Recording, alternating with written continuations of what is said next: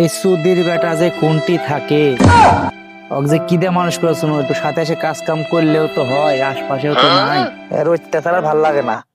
ওই আব্বা, ওই আব্বা, কি করে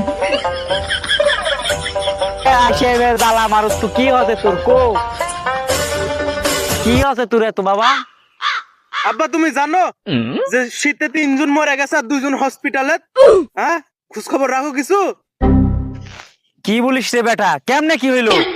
রাতে শুতে যে 3 জন মনে করো যে মরে গেছে আর 2 জন হসপিটাল ভর্তি হচ্ছে ঠান্ডা সুদনে।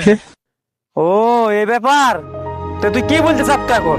কি বলতে চাবো মানে, আমার একটা ব্যবস্থা করে দাও তাহলে এখন তুমি। আমিও যদি মরে যাই। তুই 2 দিন থামেক, তোর ভাই মালয়েশিয়া থেকে একটা ভালো কম্বল পাঠাইতে বলি। ওই আমার কম্বল মম্বল লাগবে না, তুমি বুঝতে পারতো না শীতের সময় আমার কি লাগবে। একলা একলা থাকতে আমার খুব কষ্ট হয়।